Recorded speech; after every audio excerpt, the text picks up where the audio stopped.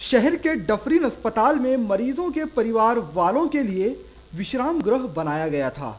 यह विश्राम गृह माजी खासदार रासू गवई के कार्यकाल में बनाया गया था। यह विश्रांति गृह मरीजों के परिवार वालों के लिए बनवाया गया है, लेकिन इसका उपयोग अनाज भर के रखने के लिए हो रहा है। कुछ लोगों ने यहां अतिक्रमण कर लिया है, जिससे मरीजों के परिवार वालों को काफी दिक्कतों का सामना करना पड़ रहा है। मरीजों के विश्राम की जगह चली जाने से मरीजों के परिवार वालों को बाहर ही आश्रय लेना पड़ रहा था। इस मामले की गंभीरता को देखते हुए 15 दिन पहले जिलाधीश अभिजीत बांगर को ज्ञापन भी सौंपा गया था, मात्र इस पर कोई कार्रवाई न होने पर कुछ लोगों ने मिलकर इस विश्रांति गृह को शांतता पूर्वक खाली किया।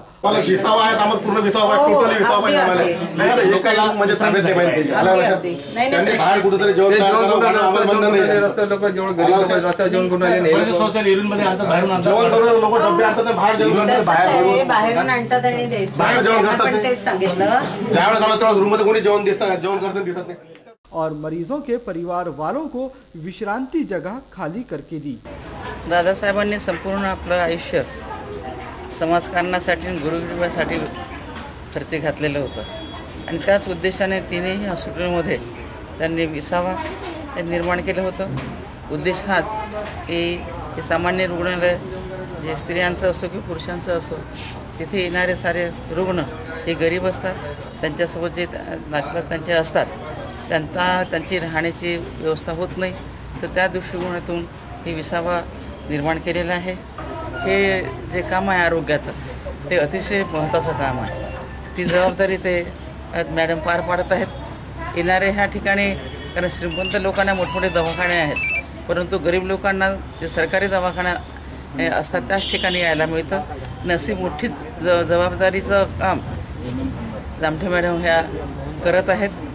त्यांना मी ह्या कामाच्या निमित्तानं सदिच्छा, शुभेच्छा आणि मंगलमैत्री देते, कारण त्यांनी जो त्यांचा निर्णय आहे, जो सरकारी नियमाप्रमाणे त्यांना काही गोष्टी कराव्या लागतात तो त्यांनी सांगितलं, कारण त्यांनासुद्धा विचारणारं कोणतरी असते।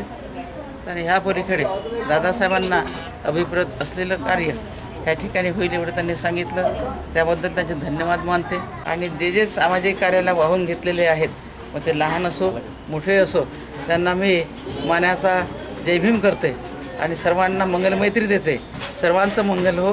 इस मौके पर डॉक्टर अमलाताई गवई, डफरीन अस्पताल की अध्यापिका डॉक्टर अर्चना जामठे, विश्वासराव वानखेड़े, संदीप मानकर, मनोज थोरात, प्रहलाद खंडारे के साथ अन्य लोग उपस्थित थे। स्वर्गीय दादासाहेब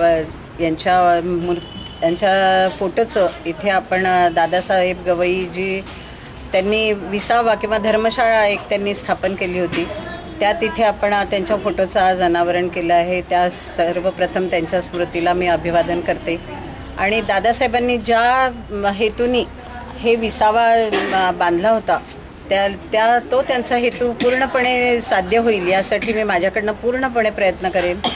इथे एक संस्था होती की ज्या इथे अन्नदान करत होती, त्या संस्थेने इथे अन्नदानाचं काम हातात घेतलेलं आहे, पण त्यांना त्या संस्थेकडनं आपण ती आता विसावा हे रिकामा करून घेतलेलं आहे।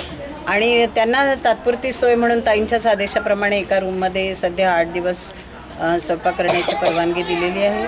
आणि त्यानंतर हा विसावा सध्या ही सगळ्यांच्याच म्हणजे रुग्णांच्या नातेवाईकांकरता उपलब्ध आहे। आपण त्यांच्याकरता सोय केली आहे। गरम स्त्रियांकरता वेगळं आहे, पुरुषांकरता वेगळं आहे। गरम पाण्याची सोय आहे, त्यांना वॉशरूम्स आहेत आणि त्यांना कधीही रात्री बेरात्री इथे राहायची व्यवस्था करण्यात आलेली आहे।